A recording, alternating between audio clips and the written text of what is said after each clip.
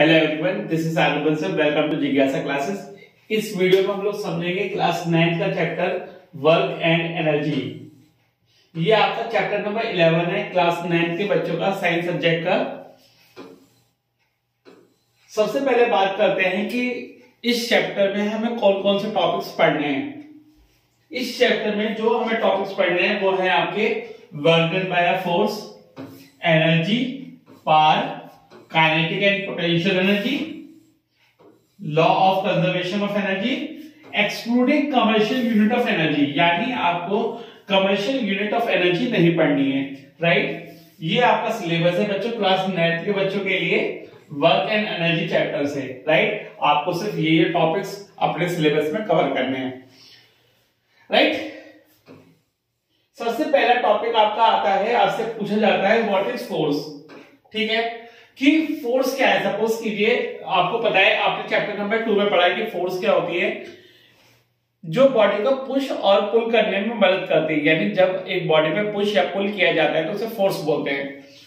अब आपसे बोला है कि जब भी एक बॉडी पे फोर्स अप्लाई होती है, जब भी एक बॉडी पे फोर्स अप्लाई होती है, अब बॉडी आपका मूव करना स्टार्ट कर देती है, बॉडी आपका मूव करना स्टार्ट कर देती है, तो हम बोलते हैं कि वर्क हो रहा है।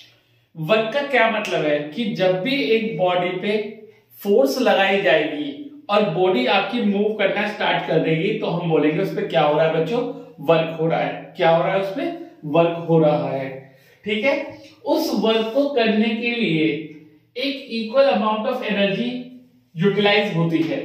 इसका क्या मतलब है कि बॉडी उतना ही वर्क करेगी जितना उसके अंदर एनर्जी है, या बोले तो बॉडी के अंदर जितनी एनर्जी है उतना ही बॉडी क्या करेगी, वर्क करेगी। यानी work equal to energy.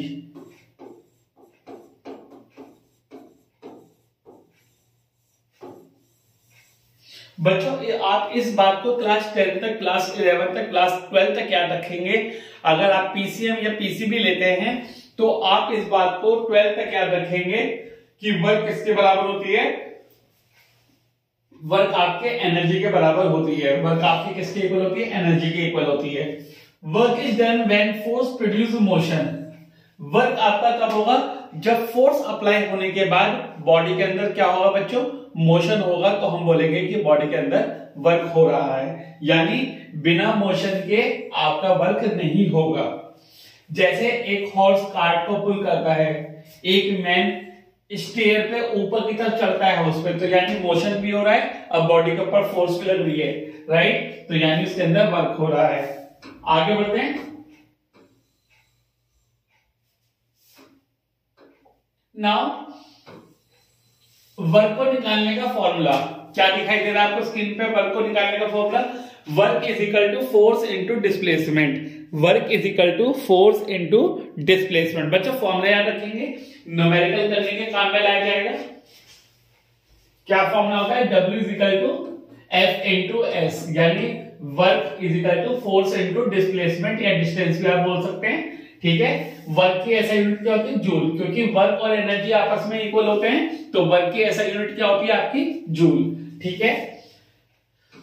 Work की दूसरी यूनिट क्या बन सकती है, न्यूटन मीटर, क्योंकि फोर्स की यूनिट होती है न्यूटन और डिस्टेंस की यूनिट या डिस्प्लेसमेंट की यूनिट होती है मीटर।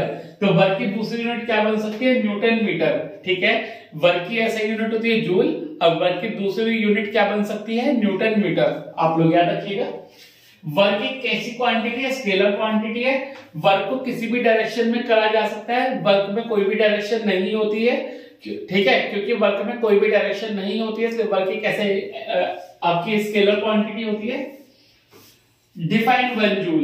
1 जूल किसके इक्वल होता है, जब बॉडी के ऊपर 1 न्यूटन की फोर्स अप्लाई की जाती है और वो डिस्टेंस कितना मूव करता है, 1 मीटर का डिस्प्लेसमेंट या 1 मीटर का डिस्टेंस मूव करता है, तो हम कहते हैं कि बॉडी के ऊपर कितना वर्क हुआ है, 1 जूल।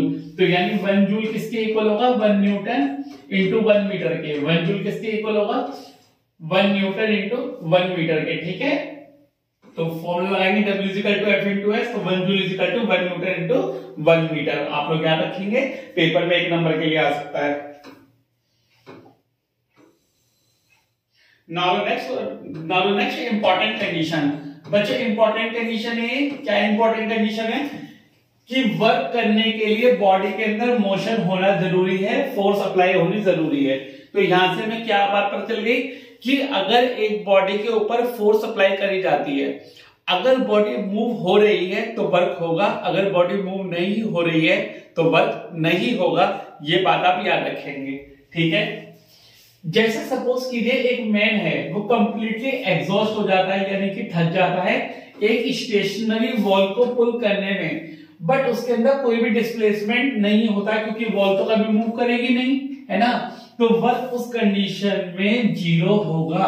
आपको क्या याद रखना है बच्चों कि सपोज करो कि कोई भी एक मैन है, वो बॉल को पुश कर रहा है। क्या कर रहा है? बॉल को पुश कर रहा है। तो लेकिन बॉल तो पुश होगी नहीं क्योंकि वो तो स्टेशनरी है। तो क्या उस कंडीशन में साइंस मानती है कि वर्क होगा? उस कंडीशन में साइंस कहती है कि वर्क नहीं होगा आपका, ठीक है। बट जो वर्क डन है किसी भी इंसान की बॉडी का खुद में, वो 0 नहीं होगा क्योंकि उसकी मसल्स स्ट्रेच हो रही हैं और जो ब्लड है वो डिस्प्लेस हो रहा है उसकी मसल्स में, और उसकी जिसकी वजह से उसकी मसल्स जो है वो रैपिडली मूव कर रही हैं, जिसकी वजह से उसके अंदर एनर्जी कंज्यूम्ड हो रही है और पर्सन कैसा फील कर रहा है? टायर्ड फील कर रहा है। बट एक्सटर्नल वर्क तो बॉडी का 0 होगा क्योंकि आपका बॉडी के फोर्स लगाने की वजह से वॉल आपकी मूव नहीं कर रही है, तो इसलिए वर्क डन क्या हो जाएगा? 0 हो जाएगा। पर जो वर्क है आदमी का या इंसान का अपनी बॉडी पे, वो 0 नहीं होगा, ठीक है। ये तो बात थी वर्क डन का स्ट्रेट लाइन की, यानी रेक्टिलिनियर वर्क की, यानी एक स्ट्रेट लाइन में वर्क हो रहा है तो वर्क निकालने का फॉर्मूला फोर्स इनटू डिस्प्लेसमेंट या डिस्टेंस। अब बात करते हैं वर्क डन अगेंस्ट ग्रेविटी की। अब किसकी बात करते हैं? Work done against gravity. तो वर्क डन अगेंस्ट ग्रेविटी को निकालने का फॉर्मूला क्या होता है? जैसे आप जानते हो वर्क का फॉर्मूला क्या? फोर्स इनटू डिस्प्लेसमेंट, ठीक है। आगे बढ़ते हैं जरा, ठीक। तो जैसे वर्क का फॉर्मूला था फोर्स इनटू डिस्प्लेसमेंट, तो आप जानते हो कि बॉडी के ऊपर कितनी फोर्स लगेगी? जितना उसका वेट होगा। अगर मैं बॉडी को ऊपर की तरफ उठाऊं तो बॉडी पे कितना फोर्स लगाना पड़ेगा उठाने के लिए? जितना उसका वेट होगा। तो फोर्स तो इक्वल हो गया वेट के। अब वेट का फॉर्मूला आपने पढ़ा है सेकंड चैप्टर में या फर्स्ट चैप्टर में, कौन सा? W = m × g।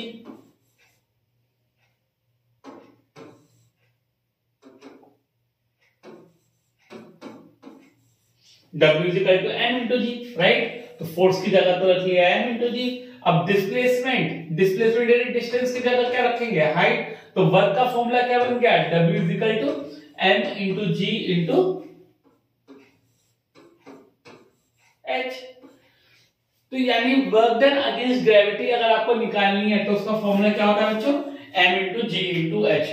तो वर्क डन अगेंस्ट ग्रेविटी यानी एक बॉडी को या तो ऊपर लिफ्ट करा जा रहा है या ऊपर से फेंका जा रहा है, तो उस कंडीशन में अगर मुझे वर्क निकालना है तो वर्क निकालने का फॉर्मूला होता है W = m × g × h, ठीक है। और वो वर्क किसके इक्वल होता है? पोटेंशियल एनर्जी के।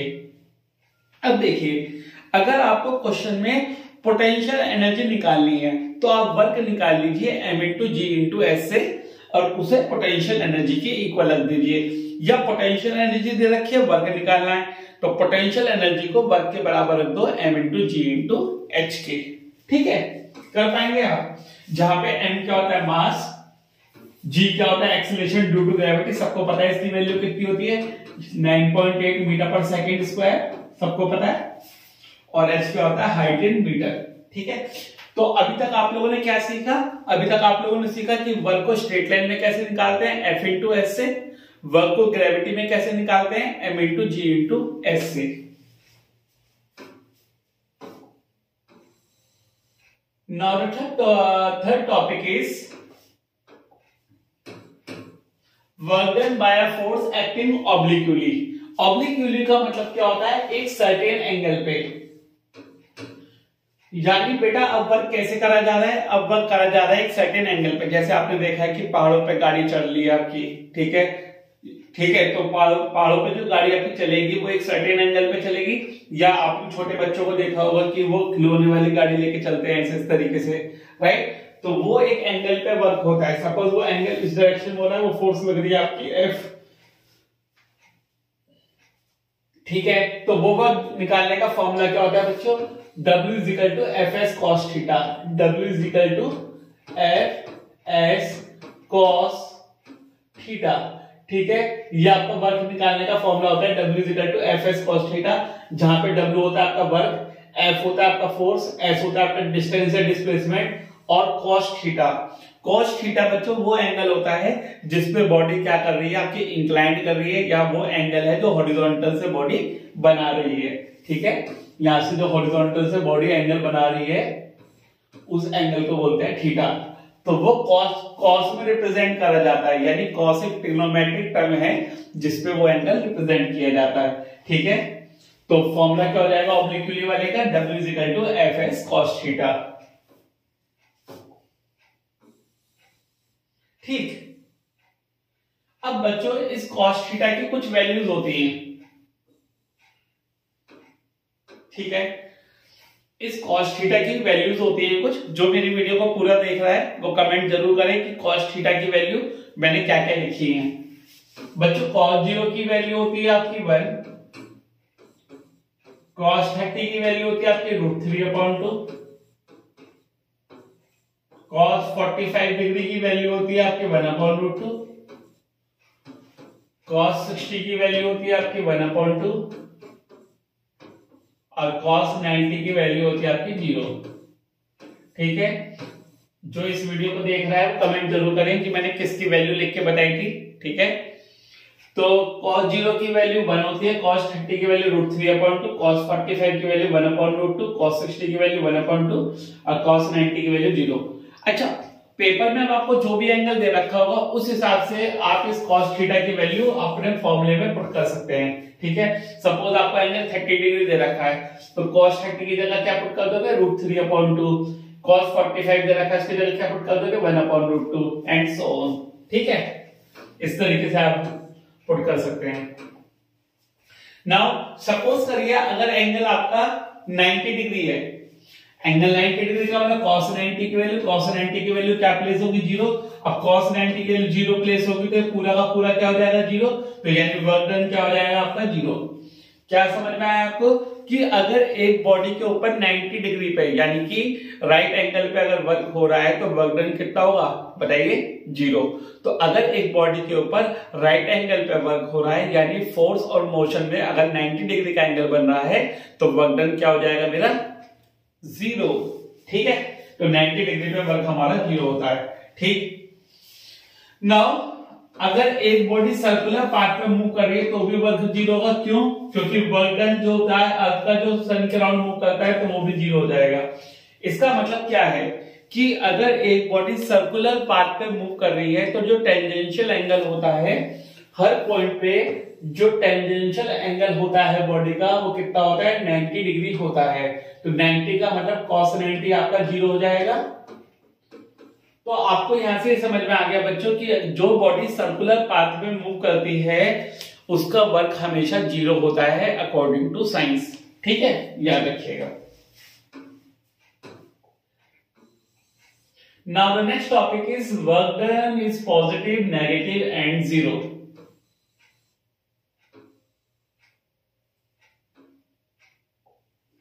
Work done is positive, negative and 0। कब वर्क डन पॉजिटिव होगा, कब वर्क डन नेगेटिव होगा, कब वर्क डन 0 होगा, कभी कभी पेपर में आ जाता है। इस चैप्टर की जो पीडीएफ है वो आपके टेलीग्राम चैनल जिज्ञासा क्लासेस पे पड़ी हुई है। आप डिस्क्रिप्शन में लिंक दिया हुआ है आपके टेलीग्राम चैनल का, आप वहां जाएं, उसे डाउनलोड करें और फ्यूचर के लिए अपने पास उसे सेव करके रखें। Now work done is positive. Work done positive कब होगा, नेगेटिव कब होगा, 0 कब होगा, आओ भी देखते हैं। वर्क डन पॉजिटिव कब है, जब फोर्स और मोशन की डायरेक्शन सेम होती है।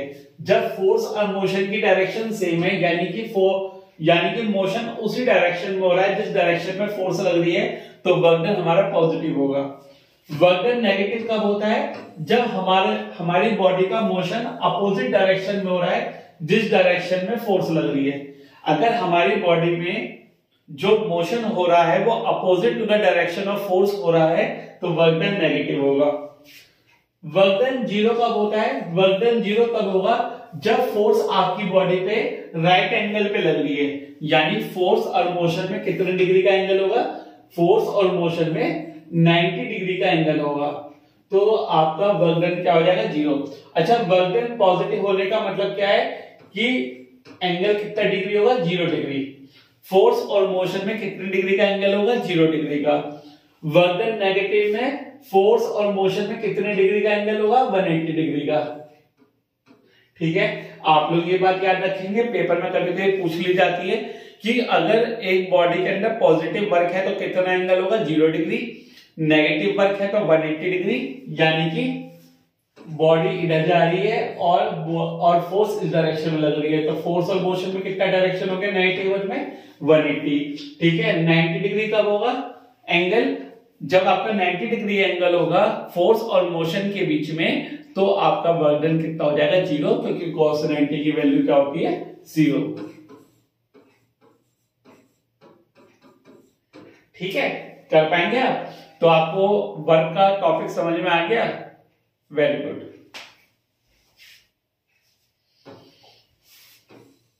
The next topic comes out to be, next topic है बच्चों energy. What do you mean by energy? That is the energy to do work. What do you mean by energy? That is the ability of a body to do work, यानी वो क्षमता जिसकी वजह से body एक work कर पा रही है, उसे क्या बोलते हैं, उसकी energy. That is the ability to do work is called energy. ठीक है, अब बॉडी के अंदर जितनी एनर्जी है उतना ही बॉडी क्या कर पाएगी, वर्क कर पाएगी। एक बॉडी के अंदर जितनी एनर्जी है बॉडी उतना ही क्या कर पाएगी, वर्क कर पाएगी आपका। ठीक, एनर्जी भी स्केलर क्वांटिटी है, क्योंकि वर्क और एनर्जी आपस में इक्वल होते हैं, तो वर्क स्केलर क्वांटिटी है तो एनर्जी भी स्केलर क्वांटिटी है। एनर्जी की ऐसा यूनिट क्या होती है, जूल। एनर्जी की ऐसा यूनिट क्या होती है आपकी, जूल, क्योंकि वर्क की ऐसा यूनिट जूल होती है। 1 किलो जूल किसके इक्वल होता है, 1000 जूल के। जैसे 1 केजी आपका 1000 ग्राम के इक्वल होता है, ऐसे 1 किलो जूल आपका 1000 जूल के इक्वल होता है। कितने डिफरेंट टाइप्स ऑफ एनर्जी होती है ये हमें पढ़नी होगी, देखते हैं कितने टाइप की एनर्जी होती है।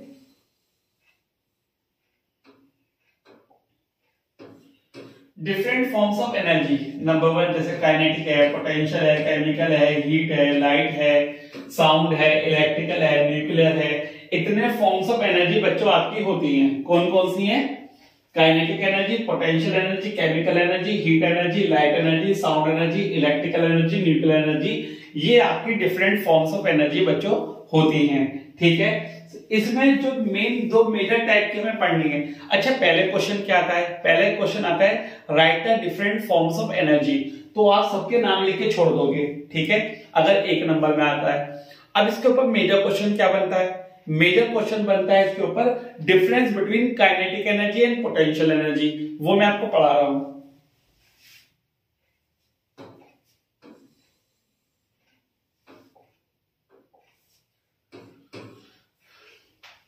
Now the first topic comes out to be kinetic energy. पहला टॉपिक आपका है काइनेटिक एनर्जी। काइनेटिक एनर्जी क्या होता है, वो एनर्जी बॉडी की जो मोशन में होती है, यानी अगर बॉडी आपकी मोशन में है, बॉडी अगर आपकी मोशन में है तो मोशन की वजह से जो एनर्जी होती है बॉडी के अंदर वो होती है आपकी काइनेटिक एनर्जी, यानी बॉडी मोशन में या मूविंग पाथ पे होनी जरूरी है। जैसे एक आपका चलता हुआ हथौड़ा है जो कील को वुड के अंदर पेनिट्रेट करने में मदद कर रहा है, तो वो काइनेटिक एनर्जी की वजह से कर रहा है। एक रनर है, एक रनिंग मोटरसाइकिल है, एक फेंका हुआ पत्थर है, एक चलती हुई गाड़ी है, ये सब आपके काइनेटिक एनर्जी को शो करते हैं, क्योंकि इनके अंदर काइनेटिक एनर्जी स्टोर्ड होती है। काइनेटिक एनर्जी को निकालने का formula half mv²। Kinetic energy को निकालने का फॉर्मूला E का मतलब काइनेटिक एनर्जी। काइनेटिक एनर्जी को निकालने का formula half mv², m for mass, v for velocity, velocity का स्क्वायर करना है। अगर एक बॉडी रेस्ट पे है तो काइनेटिक एनर्जी हमेशा 0 होगी। डिट्टो याद रखना, अगर एक बॉडी रेस्ट पे है, किस पे है, रेस्ट पे, तो काइनेटिक एनर्जी क्या होगी, 0। ठीक है, क्योंकि वेलोसिटी उसकी 0 होगी तो काइनेटिक एनर्जी भी आपकी 0 हो जाएगी। Now this is the derivation of kinetic energy. हमें डेरिवेशन करनी होगी। किसी स्कूल में डेरिवेशन आती है और किसी स्कूल में डेरिवेशन कटवा देते हैं, लेकिन हम लोग कर लेते हैं क्योंकि आप लोग अच्छे पढ़ने वाले बच्चे हैं, तो डेरिवेशन कर लेंगे। सबसे पहले आप जानते हो कि अगर एक बॉडी चल रही है तो चलते हुए उसके अंदर काइनेटिक एनर्जी है। अब वो एट द वर्ज है रुकने के, वो एट द वर्ज है रुकने के, तो उसके अंदर कौन सी वेलोसिटी जीरो होगी? फाइनल वेलोसिटी जीरो होने वाली होगी और इनिशियल वेलोसिटी कुछ होगी उसके अंदर। ठीक है, थर्ड इक्वेशन ऑफ मोशन आप जानते हैं क्या होती है? v square is equal to u square plus 2as होती है, राइट। अब हम क्या करेंगे जरा देखिए। अब हमने क्या करा, थर्ड इक्वेशन ऑफ मोशन ली, v square is equal to u square plus 2as, v की जगह पुट करा जीरो क्योंकि बॉडी आपकी रेस्ट पे आने वाली है, और हमने क्या करा, जो क्योंकि हम ब्रेक अप्लाई कर रहे हैं, तो जो एक्सेलरेशन होगा वो नेगेटिव एक्सेलरेशन होगा, और u की जगह हम रखेंगे स्मॉल v, क्योंकि रिप्रेजेंटेशन में v आता है तो इसलिए स्मॉल u की जगह हमने स्मॉल v रख लिया। तो क्या बना आपका, 0 का square is equal to small v का स्क्वायर माइनस 2as। ठीक है, 2as इधर माइनस का इधर जाके प्लस का, तो 2as किसके इक्वल आ जाएगा? v स्क्वायर के। अगर मुझे a की वैल्यू निकालनी तो a की वैल्यू क्या आ जाएगी? v square upon 2s। तो अगर मुझे a की वैल्यू निकालनी तो क्या आ गई मेरी? v square upon 2s। Also हम सेकंड चैप्टर से जानते हैं f इज इक्वल टू क्या होता है? m into a। अगर मुझे यहां से a की वैल्यू निकालनी है तो क्या आ जाएगी? f upon m। ठीक है, a की वैल्यू निकालनी तो क्या आ जाएगी? a की वैल्यू निकालनी तो क्या आ जाएगी मेरी? f upon m। ठीक है, इन दोनों एक्सेलरेशन को कंबाइन कर लो। ठीक है, तो क्या आएगा आपका? f upon m is equal to v square upon 2s। ये चीज आपकी आ जाएगी।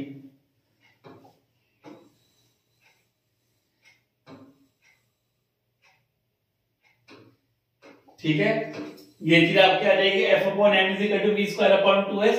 यहां से ये चीज आएगी, देखो f upon m is equal to v square upon 2s। ये तो 2 डिवाइड, ये तो s डिवाइड में रह जाके मल्टीप्लाई में, तो ये हो जाएगा f into s 1 upon 2 as it is रहने देना, m इधर मल्टीप्लाई में जाएगा तो v स्क्वायर। ठीक है, आप जानते हैं फोर्स इंटू डिस्प्लेसमेंट क्या होता है आपका? वर्क। तो वर्क की वैल्यू आ जाएगी आपकी हाफ m v स्क्वायर। अब आप जानते हो चलती हुई बॉडी में जो वर्क है वो किस फॉर्म में स्टोर होता है? काइनेटिक एनर्जी की फॉर्म में। चलती हुई बॉडी में जो वर्क है वो किस फॉर्म में स्टोर होगा? एनर्जी के, और एनर्जी कौन सी होगी आपकी? Kinetic energy. यानी काइनेटिक एनर्जी का फॉर्मूला क्या बन जाएगा आपका? Half M V square. तो आप इस तरीके से डेरिवेशन कर सकते हैं काइनेटिक एनर्जी की। बोली बात समझ में आई है तो कहिए हाँ। ठीक, इसके बाद आता है आपका potential energy. Now what we mean by potential energy?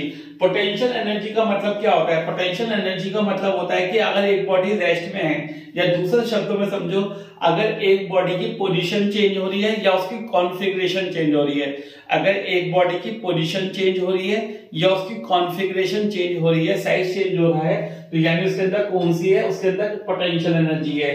अगर हम बात करें कि जो बॉडी के अंदर पोजीशन चेंज होने की वजह से या उसकी शेप और साइज चेंज होने की वजह से जो एनर्जी होती है उसे बोलते हैं उसकी potential energy.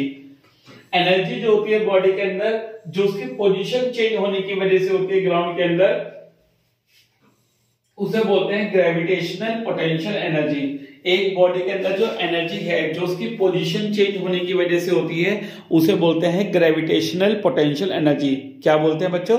Gravitational potential energy. ठीक है, अब जो एनर्जी बॉडी की शेप और साइज चेंज होने की वजह से होती है, जो बॉडी के अंदर एनर्जी बॉडी की शेप और साइज चेंज होने की वजह से होती है, उसे बोलते हैं इलास्टिक पोटेंशियल एनर्जी। क्या बोलते हैं? Elastic potential energy. बात समझ में आई आपके? ठीक है, अब अगर काइनेटिक एनर्जी का और पोटेंशियल एनर्जी का सम कर लें तो उसे बोलते हैं मैकेनिकल एनर्जी। ये इंपॉर्टेंट पॉइंट है, हर किसी बच्चे को नहीं पता होता। ठीक है, जो काइनेटिक एनर्जी और पोटेंशियल एनर्जी का सम है उसे मैकेनिकल एनर्जी बोलते हैं।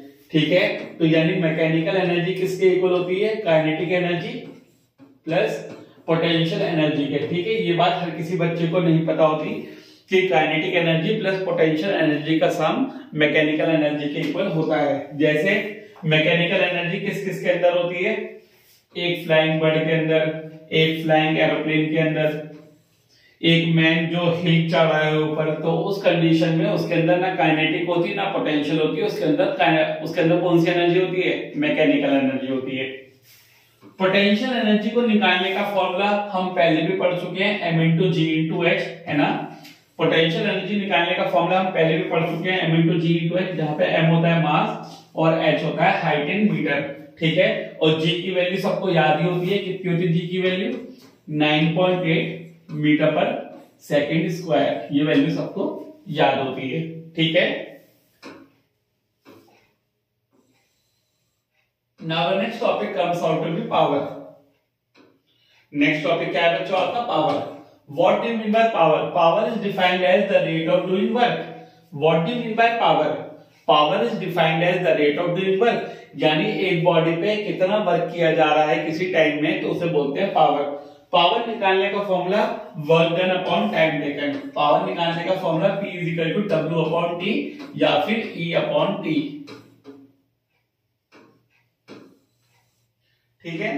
पावर निकालने का formula P is equal to W upon T या फिर E अपॉन T। बेटा पावर निकालने का formula work done upon time taken या फिर एनर्जी अपॉन टाइम टेकन, दोनों फॉर्मूले आप लगा सकते हैं, क्योंकि वर्क और एनर्जी आपस में इक्वल होते हैं, तो आप work done upon time taken भी लगा सकते हैं और एनर्जी अपॉन टाइम टेकन भी लगा सकते हैं, ठीक है।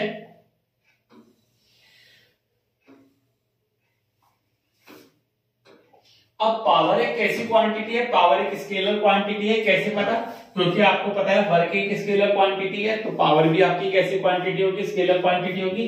पावर की ऐसा यूनिट क्या होती है, what, under the name of James Watt.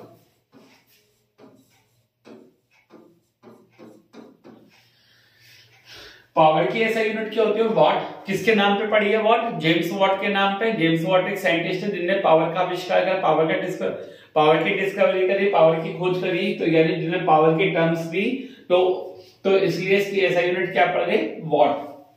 अब 1 वॉट किसके इक्वल होता है, आपको पता है, जैसे पावर का formula work done upon time taken होता है, तो पावर हो गई आपकी 1 वॉट, वर्क हो गया आपका 1 जूल, टाइम हो गया आपका 1 सेकेंड। तो यानी जब 1 जूल वर्क होगा 1 सेकेंड टाइम में, तो पावर कितनी जनरेट होगी, 1 वॉट, ठीक है। तो 1 वॉट इज इक्वल टू किसके इक्वल हो जाएगा, 1 जूल पर 1 सेकेंड के।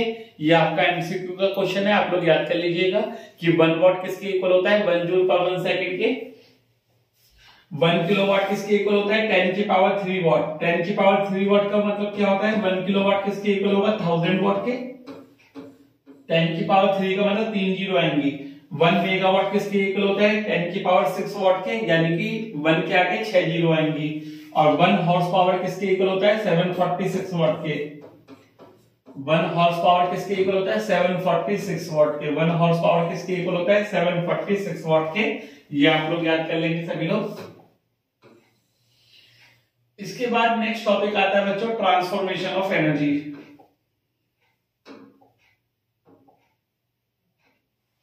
इसके बाद आपका नेक्स्ट टॉपिक क्या आता है बच्चों, ट्रांसफॉर्मेशन ऑफ एनर्जी।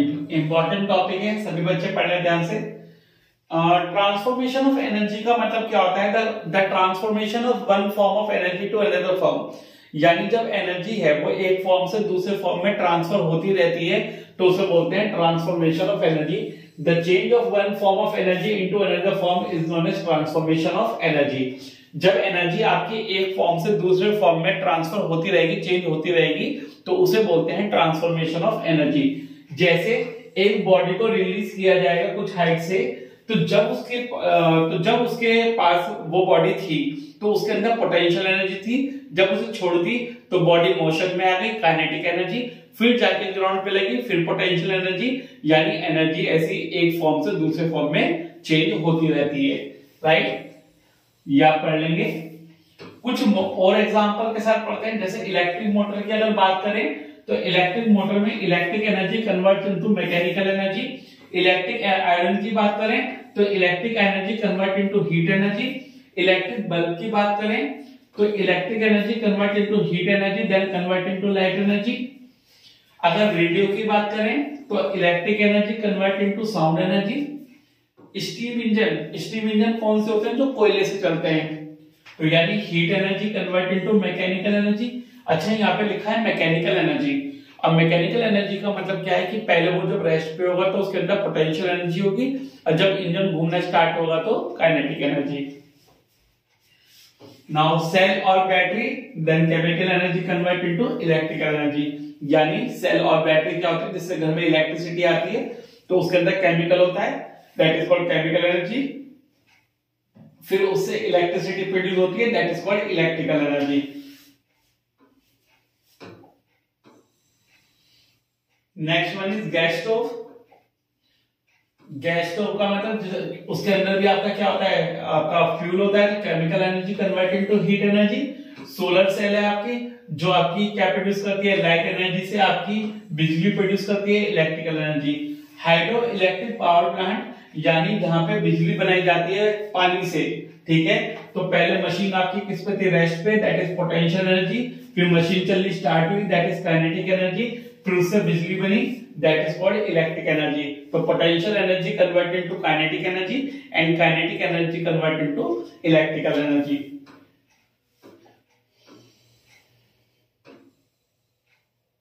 ठीक है। The next topic is thermal power plant.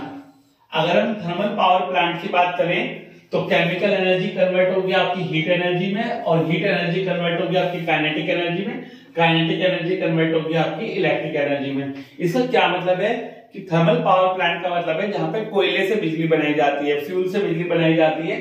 तो कोयला जलेगा, उसके अंदर केमिकल एनर्जी है, केमिकल एनर्जी से क्या प्रोड्यूस होगी, आपकी हीट एनर्जी प्रोड्यूस होगी। हीट एनर्जी से आपकी जब मशीन चलेगी तो काइनेटिक एनर्जी, और काइनेटिक एनर्जी से जब बिजली बनेगी तो इलेक्ट्रिक एनर्जी। तो chemical converted to heat, heat converted to kinetic, kinetic converted to electric. बोलिए बात समझ में आई आपको यहां तक? तो वीडियो में कमेंट करके जरूर बताइएगा कि आपको ये वीडियो कैसी लग रही है और आपको ये वीडियो समझ आई है या नहीं आई है।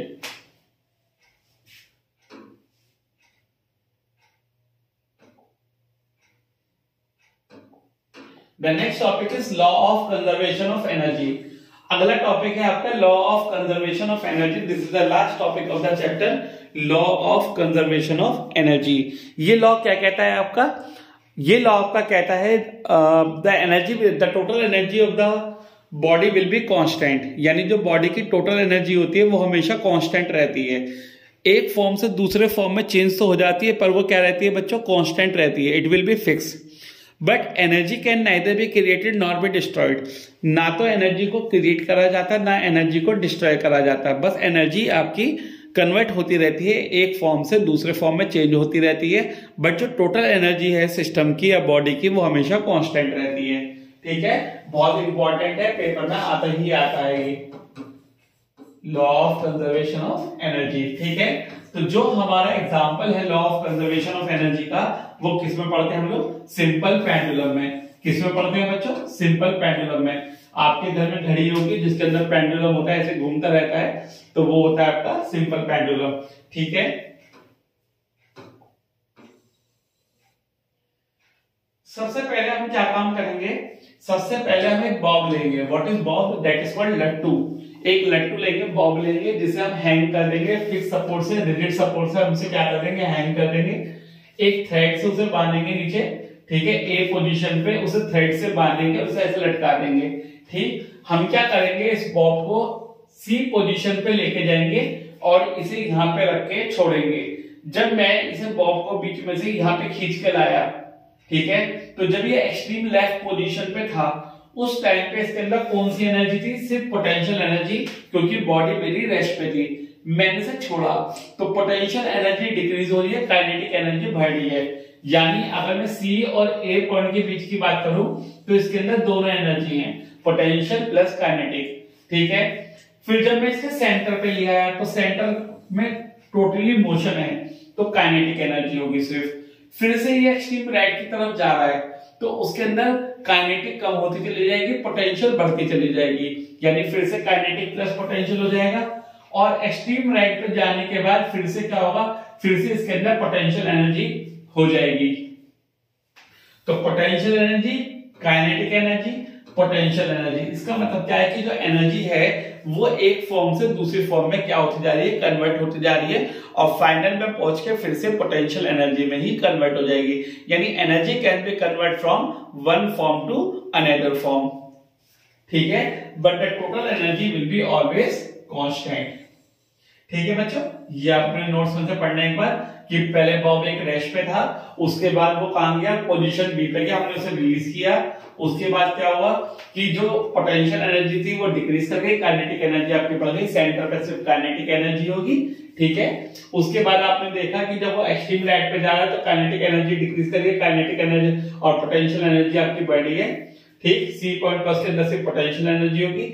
ये जो आपका कॉन्सेप्ट है potential energy, kinetic energy, potential energy का, वो रिपीट करता जाएगा जब तक आपका बॉब किस पे नहीं आ जाएगा, टोटली आपका रेस्ट पे नहीं आ जाएगा। तो पेंडुलम आपका एक्सेलरेट करता चला जाएगा जब तक आपका फ्रिक्शन की वजह से बॉब आपका रेस्ट पे ना आ जाए। ठीक है बच्चों, so this is all about your chapter that is work energy.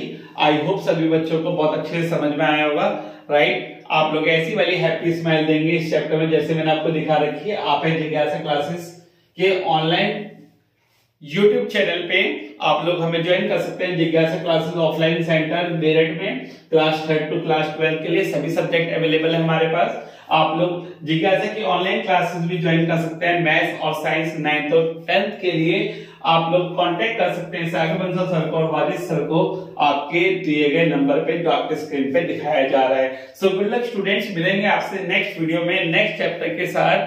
Till then आप इस चैप्टर को पूरा कीजिए और अपने दोस्तों से ये वीडियो शेयर कीजिए। Good luck, all the best, have जिज्ञासा स्टूडेंट्स।